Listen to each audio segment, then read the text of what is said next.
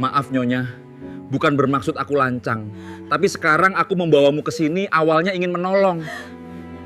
Seorang pria berkaus sederhana terlihat menggendong wanita bule yang lemas, melangkah cepat menuju sebuah kamar tertutup di penginapan sepi.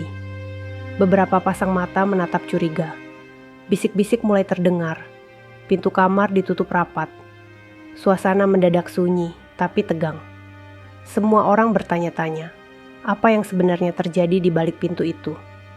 Ternyata, sebelum kita mulai cerita ini, tuliskan dulu di kolom komentar. Dari kota mana kalian menonton cerita ini? Dan jangan lupa untuk like dan subscribe channel ini. Yang sudah subscribe, like dan komen, semoga dimudahkan segala urusannya, dilapangkan rezekinya, disehatkan badannya, dan dikabulkan semua hajat dunia akhirat oleh Allah. Amin ya rabbal alamin. Sekarang mari kita mulai ceritanya. Siang itu, panas di pesisir selatan seperti tidak mengenal ampun. Matahari menggantung tepat di atas kepala, membuat pasir terasa menyengat bahkan hanya untuk diinjak sebentar. Angin laut berembus, tapi tak cukup menenangkan. Justru membawa bau asin yang melekat di kulit, bercampur dengan debu jalanan dan aroma kayu tua dari bangunan-bangunan sederhana di sekitar penginapan.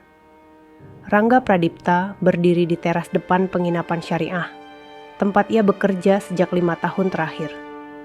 Bangunan itu kecil, hanya 8 kamar, catnya mulai pudar, dan papan namanya sudah agak miring. Namun bagi Rangga, tempat itu bukan sekadar tempat mencari nafkah. Di sanalah ia belajar hidup tertib, menjaga amanah, dan menahan diri dari banyak hal. Ia baru saja selesai menyapu halaman ketika pandangannya tertumbuk pada sesuatu yang tidak biasa. Sekitar 30 meter dari bibir pantai. Awalnya, ia mengira hanya tumpukan barang wisatawan yang tertinggal.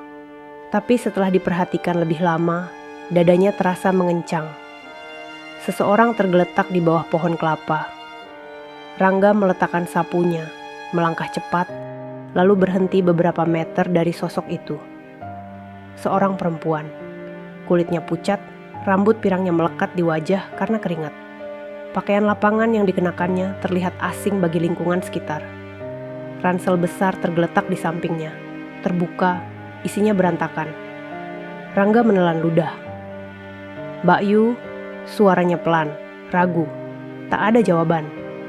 Ia berjongkok, menjaga jarak. Tangan Rangga gemetar ketika ia mencoba melihat pernapasan perempuan itu. Dadanya naik turun, tapi sangat pelan. Bibirnya kering, pecah-pecah. Di tangannya masih tergenggam botol minum kosong. Ya Allah, gumam Rangga. Ia bukan tenaga medis, bahkan bukan orang yang terbiasa menghadapi situasi seperti ini. Tapi satu hal jelas di kepalanya. Perempuan ini tidak bisa dibiarkan di sini. Rangga menoleh ke kanan dan kiri. Pantai sedang sepi. Beberapa nelayan terlihat jauh di kejauhan, dan penginapan sedang tidak ramai tamu. Klinik terdekat berjarak hampir 20 menit naik motor, itu pun kalau jalanan tidak macet. Ia kembali menatap wajah perempuan asing itu. Wajah yang sama sekali tidak ia kenal, tapi entah mengapa membuat dadanya terasa berat. Bukan karena kecantikan semata, melainkan karena rapuhnya kondisi itu. Seperti seseorang yang terlalu lama bertahan sendirian. Rangga mengambil keputusan. Ia menyelipkan tangannya di bawah punggung perempuan itu, mengangkat tubuhnya dengan hati-hati. Tubuh itu terasa ringan, terlalu ringan untuk orang dewasa. Nafas Rangga tertahan, bukan karena berat, tapi karena kesadaran bahwa apa yang ia lakukan bisa disalahartikan siapa saja yang melihat. Dan memang, beberapa pasang mata mulai memperhatikan. Itu kenapa?" Suara seseorang terdengar dari arah warung kecil. "Bule ya," sahut yang lain. Rangga tidak menoleh. Fokusnya hanya satu, membawa perempuan itu ke tempat yang teduh dan aman. Ia melangkah cepat menuju penginapan. Setiap langkah terasa seperti semakin berat, bukan di kaki, tapi di pikiran. Pintu kamar kosong di ujung lorong masih terbuka. Kamar itu biasanya dipakai jika ada tamu keluarga yang datang mendadak. Rangga masuk, menutup pintu, lalu membaringkan perempuan itu di ranjang dengan hati-hati. Ia menuangkan sedikit air ke telapak tangannya, membasahi bibir perempuan itu perlahan. Tak berani berlebihan. Ia tahu batas, ia tahu aturan. Tapi situasi ini tidak memberinya banyak pilihan. Beberapa menit berlalu. Perempuan itu mulai bergerak. Alisnya berkerut, lalu matanya terbuka sedikit. Water. Suaranya lirih, nyaris tak terdengar. Rangga menghela napas lega. Ia memberikan minum sedikit demi sedikit. Perempuan itu meneguk pelan, lalu memejamkan mata lagi. Kali ini lebih tenang. Di luar kamar, suara-suara mulai terdengar lebih jelas. Ada apa itu? Katanya bule dibawa masuk kamar. Penginapan syariah loh. Sendirian pula. Rangga mendengarnya dari balik pintu. Tangannya mengepal. Ia tahu betul bagaimana cerita bisa berkembang di tempat kecil seperti ini. Sedikit saja salah langkah, niat baik bisa berubah menjadi tuduhan yang sulit diluruskan. Ia duduk di kursi kecil dekat jendela kamar, menjaga jarak dari ranjang. Matanya sesekali melirik perempuan itu, memastikan kondisinya stabil. Dalam hati, ia berdoa agar perempuan itu segera sadar sepenuhnya dan bisa menjelaskan keadaannya sendiri. Tak lama kemudian, terdengar ketukan di pintu. "Rangga!" Suara Pak Darto, pengurus penginapan, terdengar tegas. "Buka pintunya!" Rangga berdiri. Dadanya berdegup kencang. Ia membuka pintu sedikit. "Ini ada apa?" tanya Pak Darto. Matanya melirik ke dalam kamar. "Dia pingsan, Pak, di pantai. Saya cuma nolong," jawab Rangga cepat. Suaranya menahan gugup. Pak Darto terdiam sejenak. Pandangannya berpindah dari ranjang ke wajah Rangga. "Kamu sadar ini penginapan apa?" tanyanya pelan, tapi nadanya berat. Rangga mengangguk. "Saya tahu, Pak, tapi kalau saya biarkan bisa bahaya." Pak Darto menghela napas panjang. Beberapa warga mulai berkumpul di lorong. Bisik-bisik semakin jelas. Beberapa wajah terlihat ragu, beberapa lainnya jelas curiga. "Ini harus jelas, Rangga," kata Pak Darto akhirnya. "Kalau tidak, urusannya bisa panjang." Rangga menunduk. Ia tahu. Ia sangat tahu. Di dalam kamar, perempuan itu kembali bergerak. Kali ini ia membuka mata lebih lebar. Pandangannya menyapu ruangan dengan kebingungan. Ketika matanya bertemu dengan Rangga, ia tampak ingin mengatakan sesuatu, tapi suaranya belum keluar. Rangga menatapnya, berharap, hampir memohon dalam diam, agar perempuan itu segera cukup kuat untuk berbicara. Karena jika tidak, cerita tentang apa yang terlihat hari ini akan jauh lebih keras daripada kebenaran yang sebenarnya. Dan di luar kamar, ombak terus menghantam pantai, seolah tak peduli bahwa satu keputusan kecil telah memicu badai yang jauh lebih besar. Lorong penginapan yang sempit itu terasa semakin sempit ketika lebih banyak orang berdiri di sana. Rangga bisa merasakan panas tubuh mereka bercampur dengan udara laut yang lembab. Beberapa wajah tampak penasaran, sebagian lain jelas menyimpan kecurigaan. Tidak ada yang berbicara keras. Namun bisik-bisik itu justru terdengar lebih menekan daripada teriakan. Katanya pingsan di pantai, tapi kok dibawa ke kamar? Sendirian pula, pintunya ditutup. Rangga berdiri di ambang pintu kamar, tubuhnya setengah menghalangi pandangan ke dalam. Ia sengaja memposisikan diri seperti itu, bukan untuk menyembunyikan apapun, melainkan untuk menjaga privasi perempuan asing yang masih terbaring lemah di ranjang. Pak Darto melirik jam tangannya, lalu menatap Rangga kembali. "Saya sudah telepon Pak RT," katanya datar. "Biar jelas semuanya." Kalimat itu membuat perut Rangga terasa seperti ditarik ke bawah. Ia tahu, jika urusan ini sampai melibatkan aparat lingkungan, maka penilaian orang tidak lagi netral. Cerita akan lebih dulu dipercaya daripada penjelasan. Di dalam kamar, perempuan itu kembali membuka mata. Kali ini lebih fokus. Ia mencoba bangkit, namun langsung mengerang pelan dan kembali merebahkan kepala.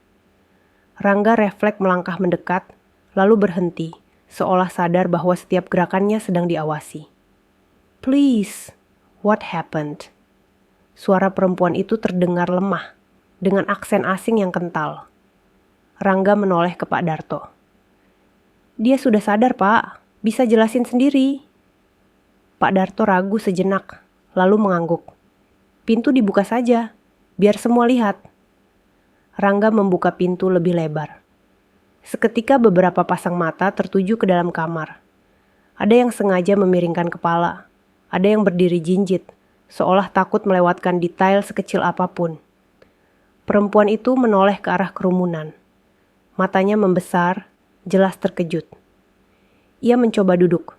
Kali ini berhasil dengan usaha keras. "My name is Elena," katanya perlahan. "I was lost. No water." Ucapannya terputus oleh napas yang belum stabil. Rangga segera mengambilkan air, meletakkannya di meja kecil, tidak langsung menyodorkannya. Ia menunggu Elena mengambil sendiri. Gerakan kecil itu luput dari perhatian banyak orang, tapi bagi Rangga itu penting. Namun penjelasan Elena yang terbata-bata justru menimbulkan tafsir baru. "Dia nggak bisa bahasa kita," bisik seseorang. "Lihat kan, susah jelasin." Justru makin nggak jelas. Pak Darto mengangkat tangan, meminta semua tenang. "Mbak, ini tamu. Kita bantu dulu. Tapi Rangga, kamu harus paham posisi kamu." Rangga mengangguk pelan. "Saya paham, Pak." Yang tidak ia pahami adalah bagaimana cara menjelaskan niat baik di tengah situasi yang sudah dipenuhi prasangka. Beberapa menit kemudian, Pak RT datang bersama 2 orang warga lain. Wajahnya serius, sorot matanya tajam tapi terukur. Ia mendengarkan penjelasan singkat dari Pak Darto, lalu memandang Rangga. "Kamu yang nemuin dia?" "Iya, Pak." "Di pantai?" "Iya." "Terus langsung dibawa ke kamar?" Rangga menarik napas dalam. "Saya cari tempat teduh terdekat, Pak. Dia pingsan, dehidrasi." Pak RT mengangguk perlahan, lalu menoleh ke arah Elena.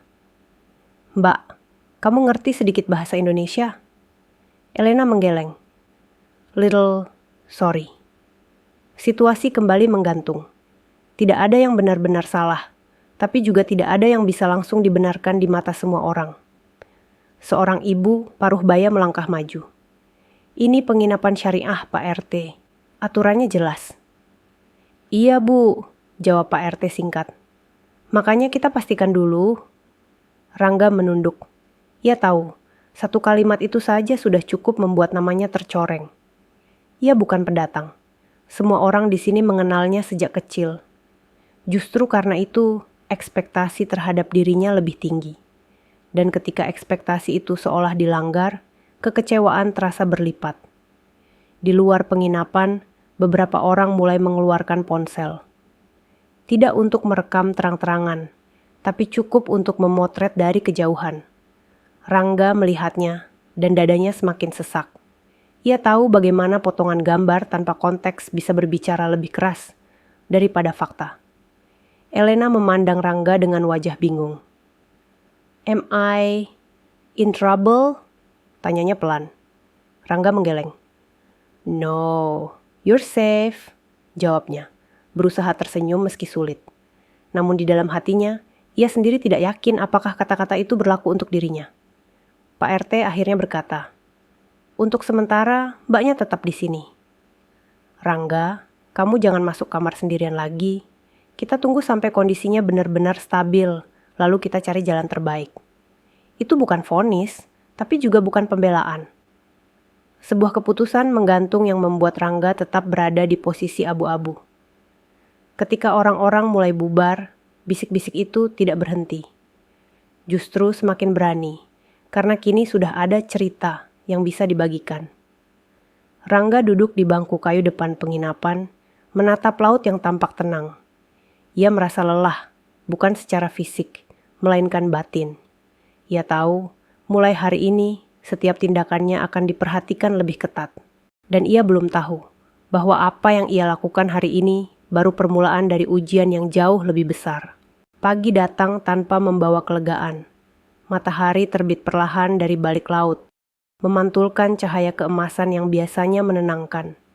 Namun bagi Rangga, pagi itu terasa lebih berat daripada malam sebelumnya. Ia bangun lebih awal, bukan karena kebiasaan, melainkan karena pikirannya tidak pernah benar-benar terlelap.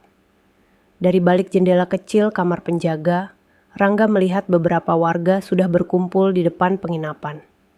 Bukan ramai, tapi cukup untuk membuat suasana terasa berbeda.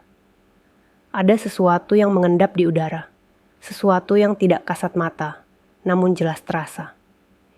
Ia keluar, menyapa singkat, lalu mulai melakukan rutinitas pagi seperti biasa.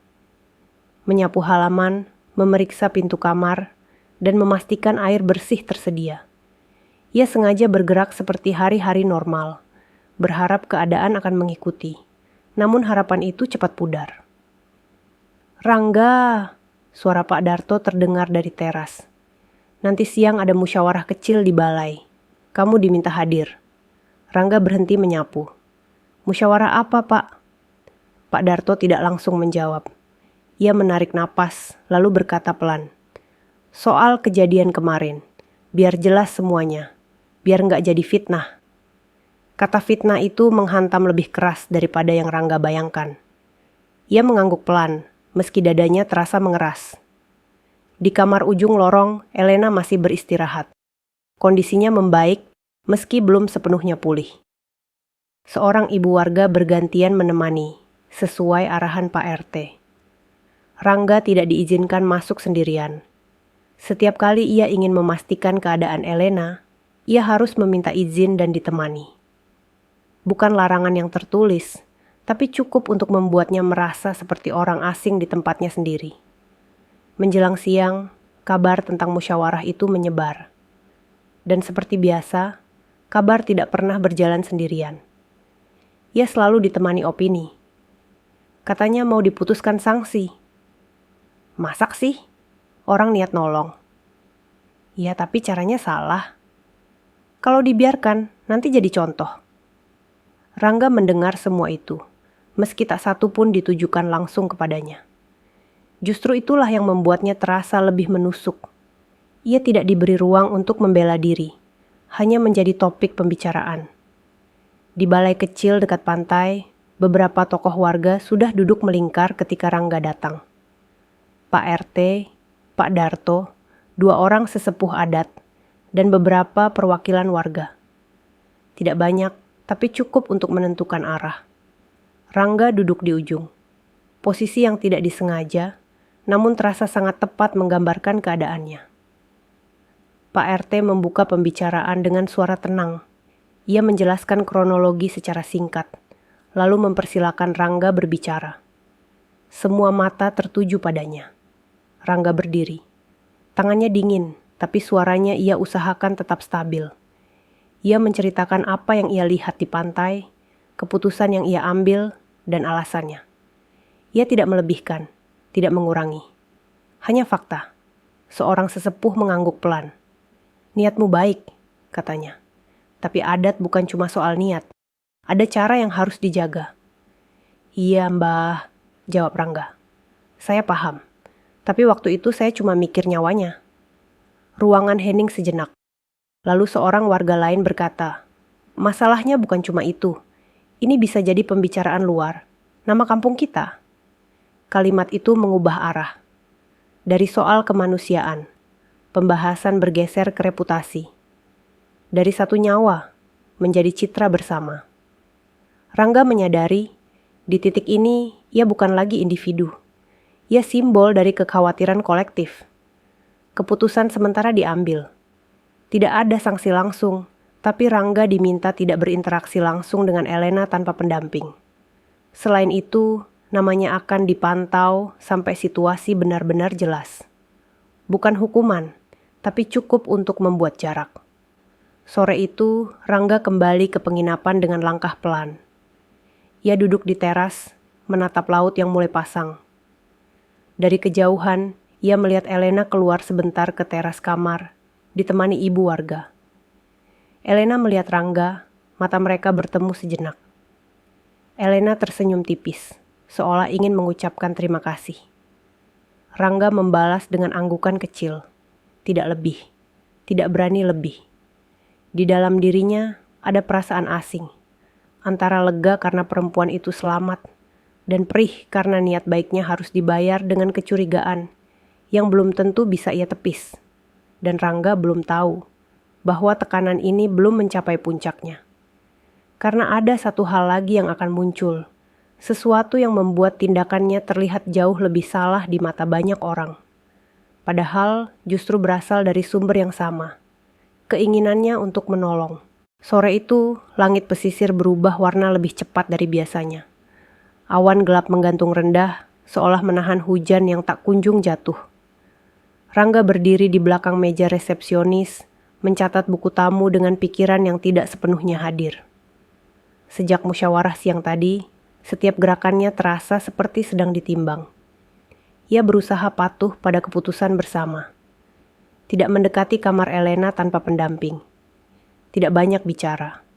Tidak mencoba menjelaskan apapun kecuali jika ditanya. Diam, dalam pikirannya, adalah cara paling aman untuk meredam keadaan. Namun ia segera menyadari satu hal.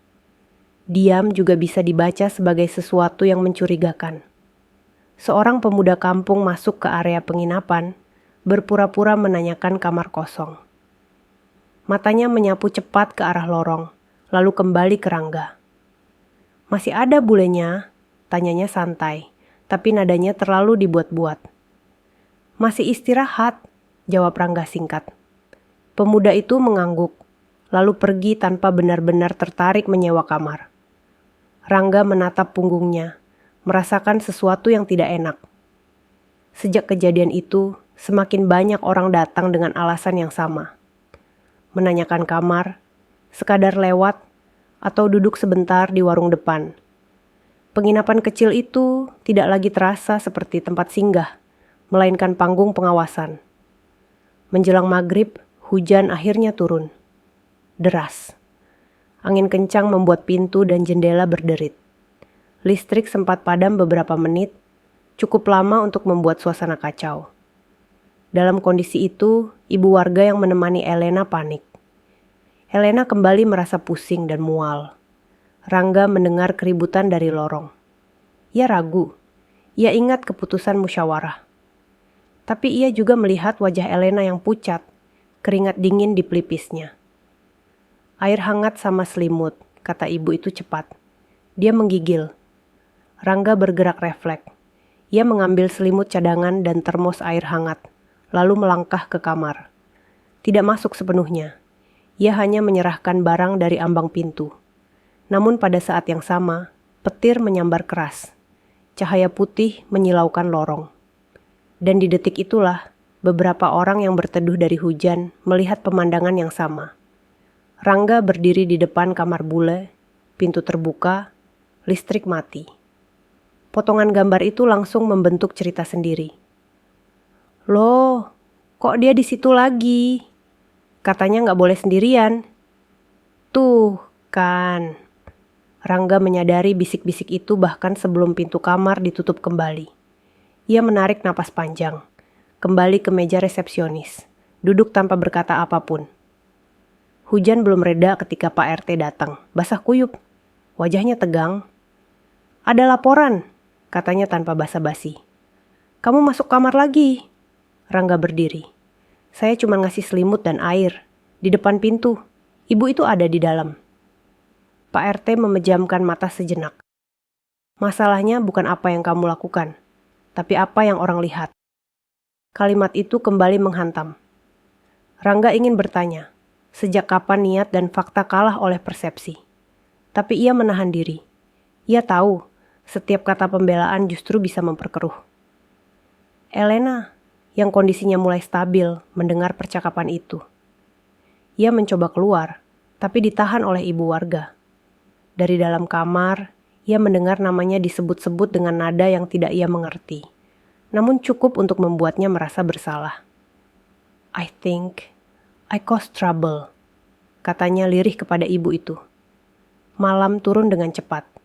Listrik kembali menyala, tapi suasana tidak membaik. Beberapa warga berkumpul di luar, lebih banyak dari sebelumnya. Ada yang sekadar ingin tahu, ada yang jelas ingin memastikan sesuatu. Pak RT akhirnya berkata, "Besok pagi kita panggil pihak kecamatan, biar nggak liar ceritanya." Keputusan itu seperti palu terakhir yang diketuk perlahan. Bukan karena Rangga merasa bersalah, tapi karena ia tahu, begitu urusan ini naik tingkat, ia tidak lagi berhadapan dengan opini kampung, melainkan catatan resmi. Rangga duduk sendirian di teras, hujan masih menetes dari atap. Ia menatap ke arah laut yang gelap, mendengar debur ombak yang terasa lebih berat dari biasanya. Ia bertanya dalam hati, apakah seharusnya ia dulu memilih untuk pergi mencari bantuan lebih jauh, membiarkan waktu berjalan lebih lama, dan membiarkan perempuan itu tergeletak sendirian di pantai. Namun pertanyaan itu datang terlambat, karena kini, apapun yang ia lakukan atau tidak lakukan, akan selalu tampak salah di mata sebagian orang. Dan ia belum tahu bahwa esok hari, risiko yang ia hadapi tidak lagi sebatas nama baik, melainkan sesuatu yang bisa mengubah hidupnya sepenuhnya. Pagi datang dengan suasana yang tidak biasa. Langit cerah, seolah hujan semalam tidak pernah terjadi, namun udara di sekitar penginapan terasa berat. Rangga berdiri di teras sejak subuh, belum sempat sarapan. Kepalanya dipenuhi kemungkinan terburuk. Ia tahu, hari ini bukan hari biasa. Ini adalah hari ketika urusan yang semula dianggap kejadian lokal mulai menyentuh ranah yang lebih luas. Sebuah mobil dinas kecamatan berhenti di depan penginapan sekitar pukul 9. Debu beterbangan ketika pintunya terbuka. 2 orang turun. Seorang pria berkemeja rapi dengan map di tangan, dan seorang perempuan muda yang tampak sibuk mencatat sesuatu di ponselnya. Beberapa warga yang sejak pagi sudah berkumpul langsung mendekat. Tidak ada teriakan. Tidak ada keributan, justru ketenangan itu yang membuat suasana terasa semakin menekan. Rangga dipanggil masuk ke ruang depan penginapan. Pak RT dan Pak Darto sudah duduk di sana. Pria dari kecamatan memperkenalkan diri singkat, lalu langsung masuk ke inti persoalan. "Kami menerima laporan terkait dugaan pelanggaran aturan penginapan syariah," katanya dengan suara datar. "Kami ingin memastikan kronologi secara lengkap."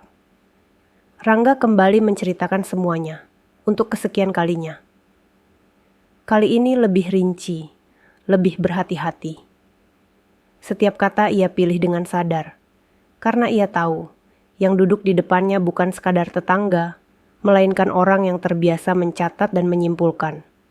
Setelah itu, giliran Elena diminta keterangan. Seorang ibu warga dan petugas perempuan mendampinginya.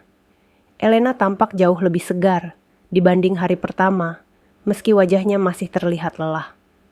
Dengan bahasa Inggris yang perlahan diterjemahkan oleh aplikasi dan sedikit bantuan dari petugas, Elena menjelaskan perjalanannya, perahunya yang rusak, dan bagaimana ia kehilangan arah. Ia menceritakan momen ketika pandangannya menggelap di pantai, dan saat tersadar, ia sudah berada di tempat teduh. "Rangga helped me," katanya jelas. "He saved me." Kalimat itu membuat beberapa warga saling berpandangan. Namun bukan itu yang menjadi titik balik. Petugas kecamatan membuka ransel Elena, yang sejak awal diamankan. Di dalamnya terdapat dokumen, peta pesisir, dan beberapa surat resmi berbahasa asing dan Indonesia. Salah satu petugas mengernyitkan dahi. "Ini surat penelitian?" tanyanya. Elena mengangguk. "Yes, coastal erosion, environment." Rangga mendengar istilah itu, tapi belum memahami sepenuhnya. Namun ia merasakan perubahan suasana di ruangan. Pembahasan mulai bergeser. Dari soal moral dan adat, menjadi soal kepentingan lain yang lebih besar. Petugas kecamatan menutup mapnya perlahan. "Kalau begitu, ini bukan sekadar wisatawan tersesat," katanya. Beberapa warga terlihat tidak nyaman. Ada yang berdehem, ada yang menatap lantai. Rangga justru merasa semakin terjepit. Ia tidak pernah tahu apa yang dibawa Elena. Ia tidak pernah bertanya. Baginya, perempuan itu hanyalah seseorang yang membutuhkan pertolongan. Namun fakta baru itu justru membuat posisinya semakin rumit. Artinya, Keberadaannya di sini punya konteks lain, lanjut petugas itu. Dan apapun yang terjadi pada dia akan jadi perhatian lebih luas. Kalimat itu seperti pisau bermata dua. Di satu sisi, Rangga merasa sedikit lega karena niat baiknya mulai diakui. Di sisi lain, ia menyadari bahwa masalah ini tidak akan selesai cepat, bahkan bisa menjadi lebih panjang. Setelah pemeriksaan selesai, tidak ada keputusan final. Hanya satu kesimpulan sementara. Kasus ini belum ditutup. Rangga diminta tetap kooperatif dan menjaga jarak profesional. Elena akan dipindahkan sementara ke tempat yang lebih aman jika diperlukan. Ketika mobil dinas itu pergi, warga mulai bubar perlahan. Tidak ada sorak kemenangan. Tidak ada pula kelegaan penuh. Yang tersisa hanyalah rasa menggantung. Rangga duduk di bangku kayu, menatap laut yang tampak tenang. Elena berdiri tidak jauh darinya, ditemani petugas perempuan. Sebelum pergi, Elena menoleh dan berkata, "Pelan, I'm sorry for everything." Rangga menggeleng. "Bukan salah kamu." Namun dalam hatinya, ia tahu satu hal. Sejak hari ini, ia bukan lagi sekadar penjaga penginapan yang kebetulan menolong orang pingsan. Ia sudah masuk ke pusaran masalah yang lebih besar, dengan risiko yang tidak lagi bisa ia kendalikan sepenuhnya. Dan di titik inilah cerita benar-benar berubah arah. Sejak pagi itu, suasana di penginapan tidak pernah benar-benar kembali normal. Tidak ada papan pengumuman, tidak ada keputusan tertulis, namun semua orang seolah sepakat bahwa ada jarak tak kasat mata, yang kini memisahkan Rangga dari lingkungan sekitarnya. Senyum-senyum yang dulu mudah ia temui berubah menjadi anggukan singkat, atau bahkan pandangan yang sengaja dialihkan. Rangga tetap datang tepat waktu, tetap membuka pintu resepsionis, tetap membersihkan kamar-kamar kosong. Namun setiap langkahnya kini terasa lebih berat. Ia tidak lagi sekadar bekerja, ia sedang diawasi. Pak Darto memanggilnya ke ruang belakang sore itu. Wajah pria paruh baya itu terlihat lelah, jauh berbeda dari sikap tegas yang biasa ia tunjukkan. "Rangga," katanya pelan, "saya harus jujur. Ini bukan keputusan mudah." Rangga duduk, tangannya saling menggenggam. Ia sudah menebak arah pembicaraan itu, meski tetap berharap keliru. "Untuk sementara," lanjut Pak Darto, "kamu saya minta tidak bertugas di depan. Bukan dipecat, hanya istirahat dulu, sampai suasana reda." Kalimat itu terasa seperti dijatuhkan perlahan, tapi tetap menghantam. Rangga mengangguk meski dadanya terasa sesak. Ia tahu, bagi orang lain itu mungkin terlihat bijak. Namun baginya, itu adalah tanda bahwa kepercayaan mulai goyah. "Saya paham, Pak," jawabnya akhirnya. Ia pulang lebih cepat hari itu.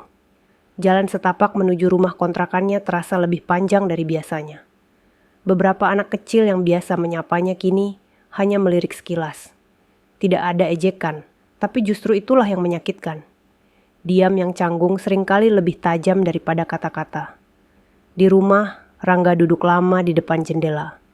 Ia memikirkan ibunya di kampung, yang selalu berpesan agar ia menjaga nama baik. Ia memikirkan hidupnya yang selama ini lurus dan sederhana, lalu bertanya-tanya di mana letak kesalahan yang tidak ia sadari. Malam itu, pesan singkat masuk ke ponselnya. Dari nomor tak dikenal. "Hati-hati, cerita soal kamu sudah sampai luar kampung." Rangga menatap layar lama. Jari-jarinya dingin. Ia tidak membalas. Ia tahu, sejak urusan ini menyentuh pihak luar, segalanya bisa berkembang tanpa kendali. Sementara itu, Elena dipindahkan sementara ke rumah singgah milik kecamatan. Ia tidak sempat berpamitan langsung. Hanya sebuah pesan singkat yang dititipkan lewat petugas perempuan. "Thank you, I will tell the truth." Pesan itu seharusnya menenangkan. Namun justru membuat Rangga semakin sadar bahwa kebenaran bukan selalu pelindung tercepat. Ia butuh waktu, dan waktu adalah sesuatu yang tidak ia miliki dalam kelimpahan. Beberapa hari berlalu. Rangga mulai merasakan dampak nyata. Tawaran kerja sambilan yang biasa ia terima mendadak sepi. Orang-orang tidak menolak terang-terangan, tapi selalu ada alasan. Nanti dulu, masih dipikirkan, atau belum cocok. Ia tidak menyalahkan siapapun. Ia hanya mulai memahami bahwa dalam masyarakat kecil, reputasi adalah mata uang yang nilainya bisa jatuh dalam semalam. Suatu sore, Pak RT datang ke rumahnya. Tidak membawa marah, tidak pula membawa senyum, hanya ekspresi netral. "Rangga," katanya, "akan ada pertemuan lanjutan.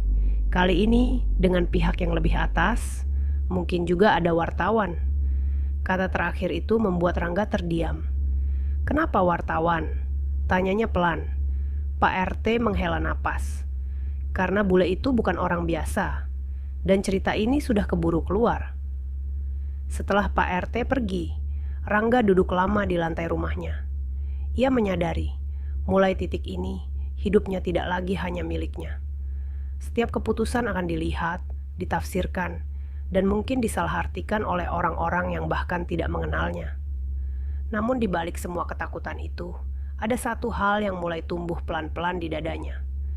Tekad untuk tidak menarik kembali niat baik yang pernah ia lakukan. Apapun risikonya.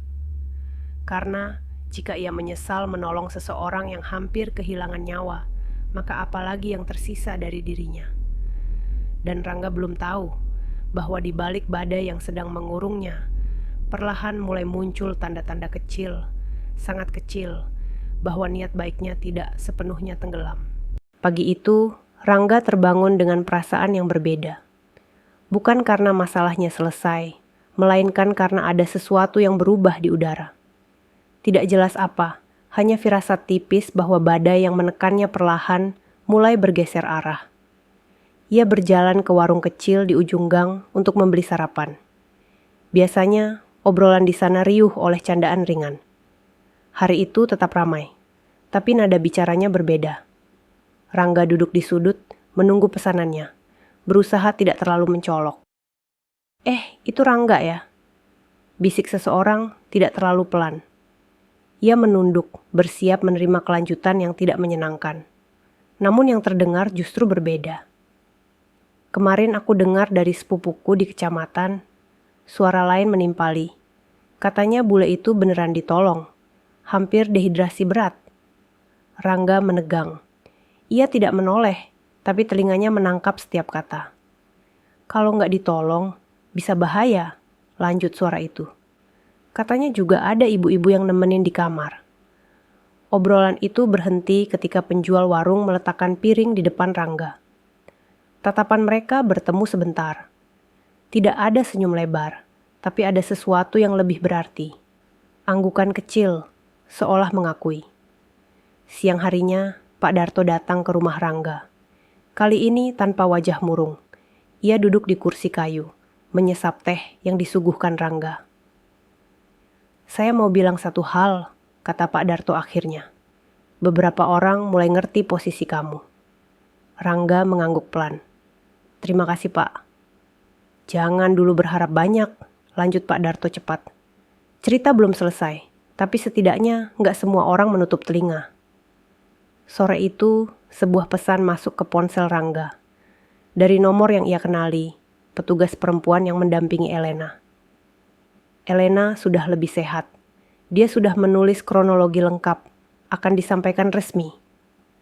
Rangga membaca pesan itu berulang kali. Tidak ada rasa lega yang meledak-ledak. Hanya kehangatan pelan di dadanya, seperti api kecil yang mulai menyala setelah lama redup. Namun api kecil itu belum cukup untuk menerangi segalanya. Di sisi lain kampung, masih ada orang-orang yang menilai Rangga terlalu berani melanggar batas. Masih ada bisik-bisik yang menyebut namanya dengan nada tidak sepenuhnya netral. Dan yang paling membuat Rangga waspada, masih ada pihak luar yang tertarik pada cerita ini, bukan untuk mencari kebenaran, melainkan sensasi. Menjelang malam, Rangga berjalan sendirian ke pantai, tempat yang menjadi awal segalanya. Ombak memecah di pasir, sama seperti hari itu. Ia berdiri lama di bawah pohon kelapa, menatap titik tempat Elena dulu tergeletak.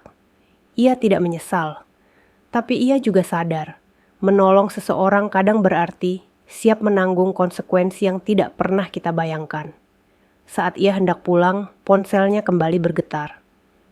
Pesan singkat, kali ini dari nomor yang sama sekali asing. Besok ada liputan. Cerita kamu akan dibuka ke publik. Siap atau tidak? Rangga menutup matanya sejenak. Inilah ujian berikutnya. Lebih besar, lebih terbuka, dan jauh lebih berisiko.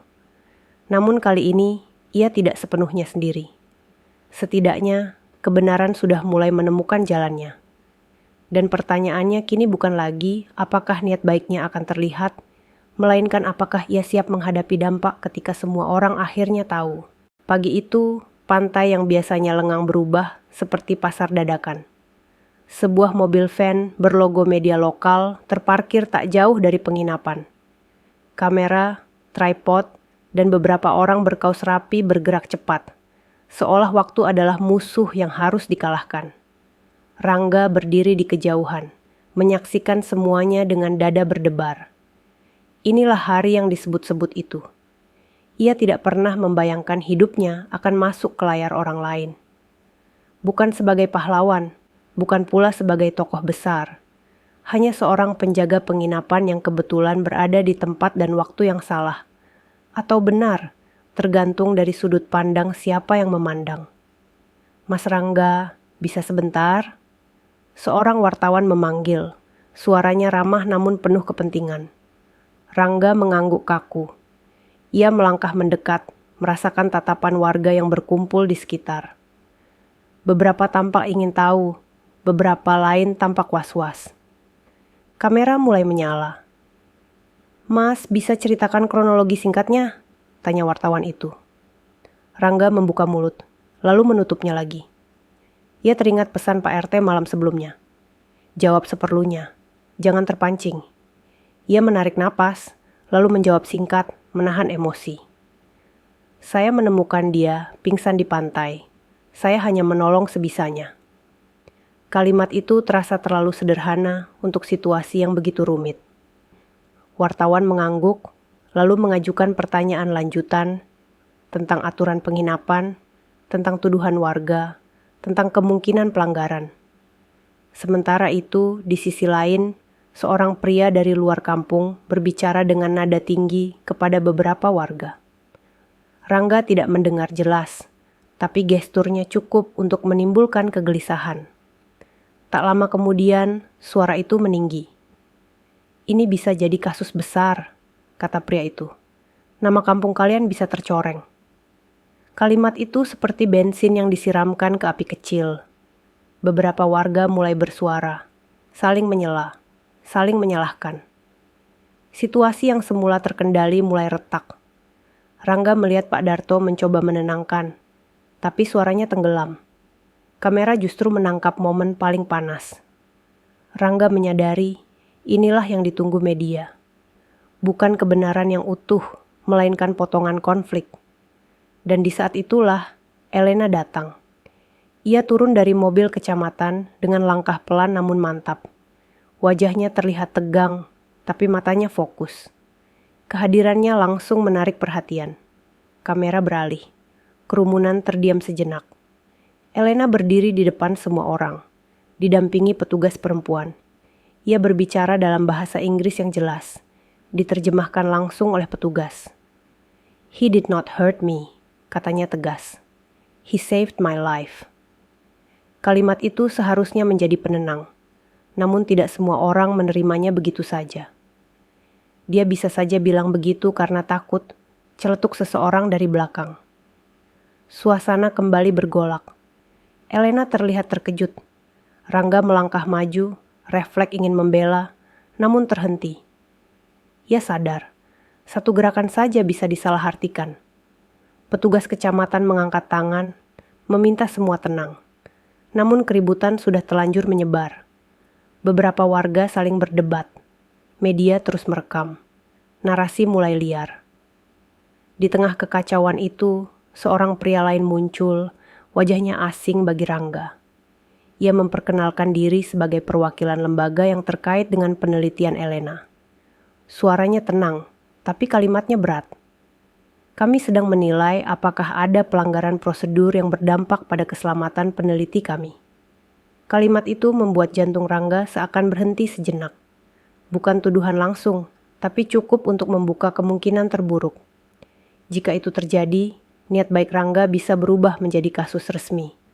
Rangga menunduk. Untuk pertama kalinya sejak semua ini dimulai, ia merasa benar-benar hampir kalah. Bukan karena ia bersalah, melainkan karena kekuatan di sekelilingnya terlalu besar. Elena menoleh ke arah Rangga. Tatapan mereka bertemu. Tidak ada kata, tapi ada kesepahaman. Ia tahu, jika ia diam saja, semuanya bisa berakhir buruk. Namun sebelum Elena sempat melangkah maju lagi, petugas kecamatan berkata, "Cukup, kita hentikan liputan hari ini."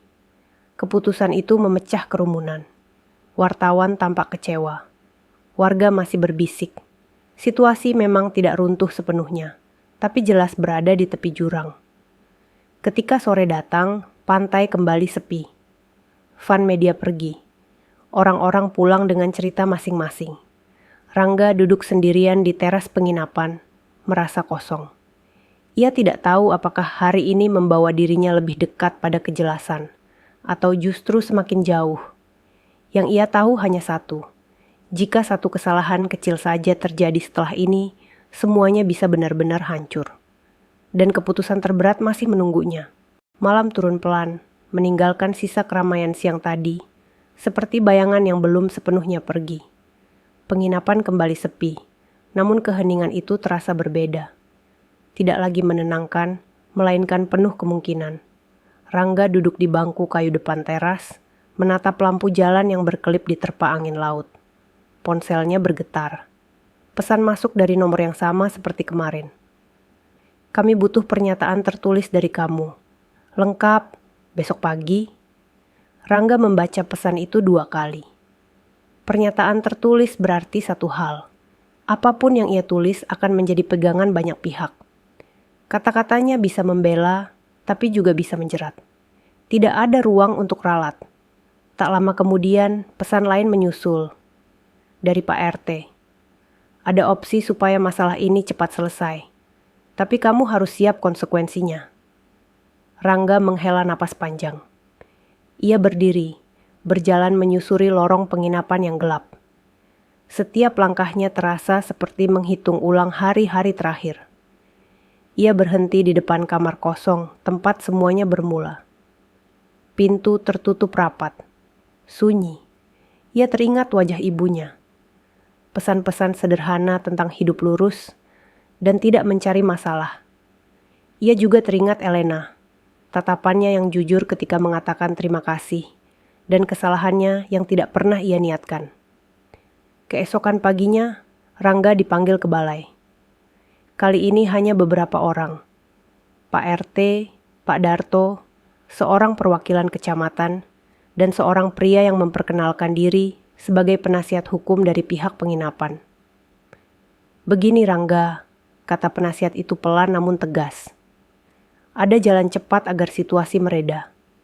Kamu cukup menyatakan bahwa kamu melanggar prosedur internal karena panik. Tanpa niat buruk, tapi tetap keliru. Dengan begitu, pihak-pihak di luar akan berhenti menekan." Rangga menatap meja di depannya. Ia paham maksudnya. Mengakui kesalahan prosedural berarti menerima cap. Tidak kriminal, tapi cukup untuk menutup perkara. Namun itu juga berarti membiarkan cerita tentang niat buruk tetap hidup samar, tanpa pernah benar-benar dibersihkan. "Kalau saya tidak setuju?" tanya Rangga pelan. Perwakilan kecamatan menjawab, "Kasus bisa berlanjut, pemeriksaan lebih panjang, publikasi bisa makin luas.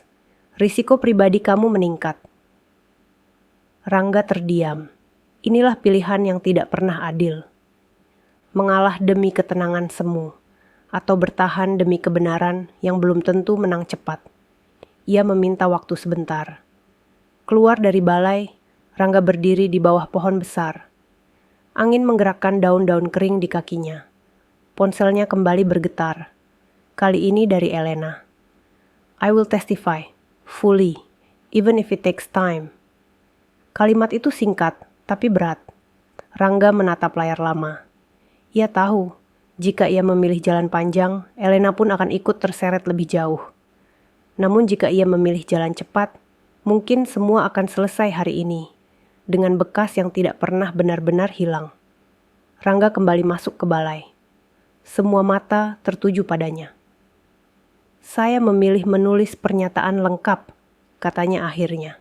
Suaranya tenang, namun tegas. Apa yang saya lakukan, alasan saya, dan siapa saja yang ada di sana.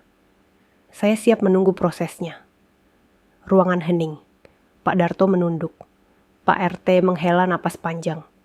Tidak ada yang langsung menentang, tapi jelas pilihan ini tidak nyaman bagi banyak pihak. Baik, kata perwakilan kecamatan akhirnya. Kami catat. Rangga duduk dan mulai menulis. Setiap kalimat ia susun perlahan, tanpa emosi berlebihan. Ia tidak menuduh siapapun. Ia tidak membela diri secara dramatis. Ia hanya menuliskan kebenaran yang ia alami. Ketika pena berhenti, Rangga merasa lelah, namun juga ringan. Ia tahu, apapun yang terjadi setelah ini, ia tidak mengkhianati dirinya sendiri. Di luar balai, langit tampak cerah. Laut berkilau diterpa matahari. Rangga melangkah keluar dengan langkah pelan. Tidak ada sorak, tidak ada jaminan. Hanya satu keyakinan sederhana. Ia memilih jalan yang bisa ia pertanggungjawabkan. Dan kini, segalanya tinggal menunggu satu hal. Bagaimana dunia menilai kebenaran yang akhirnya diucapkan. Hari-hari setelah pernyataan tertulis itu, terasa berjalan lebih lambat dari biasanya. Tidak ada keributan, tidak ada kamera, tidak ada pertemuan besar. Justru ketenangan itulah yang membuat Rangga merasa waktu, seperti sedang mengujinya dengan cara lain. Ia kembali ke rutinitas sederhana. Bangun pagi, membersihkan rumah kontrakan, lalu membantu tetangga memperbaiki jaring nelayan, atau mengangkat barang di warung. Tidak ada upah tetap. Kadang hanya segelas teh, kadang sepiring nasi. Tapi Rangga tidak menolak. Ia merasa perlu terus bergerak, agar pikirannya tidak dipenuhi kemungkinan yang belum tentu terjadi. Di penginapan, Pak Darto mulai memanggilnya sesekali. Bukan untuk bekerja penuh, hanya membantu jika ada tamu keluarga atau keperluan mendesak. Tidak ada pengumuman resmi tentang status Rangga, namun tidak ada pula larangan baru. Itu saja sudah menjadi perubahan kecil yang berarti. Sementara itu, proses berjalan di luar jangkauan Rangga. Pernyataan tertulisnya dipelajari. Kesaksian Elena diterjemahkan secara resmi. Dokumen penelitian yang ia bawa diperiksa oleh pihak terkait. Semua itu berlangsung tanpa keributan, tanpa desakan, tanpa opini liar seperti sebelumnya. Suatu sore, Rangga dipanggil ke kantor kecamatan. Ia datang dengan perasaan tenang yang aneh. Bukan karena yakin hasilnya baik, tetapi karena ia sudah menerima apapun kemungkinan yang datang. Di ruangan itu hanya ada beberapa orang. Tidak ada wartawan. Tidak ada warga. Hanya berkas, meja, dan suara yang berbicara seperlunya. Kesimpulan disampaikan dengan bahasa yang kaku namun jelas. Tidak ditemukan unsur niat buruk. Tidak ada pelanggaran pidana. Terdapat kekeliruan prosedural karena kondisi darurat. Catatan diberikan, bukan sanksi. Kalimat-kalimat itu tidak terdengar heroik. Tidak ada kata pahlawan. Tidak ada permintaan maaf publik. Namun bagi Rangga, itu sudah cukup. Nama baiknya tidak sepenuhnya bersinar, tapi juga tidak lagi berada dalam bayangan gelap.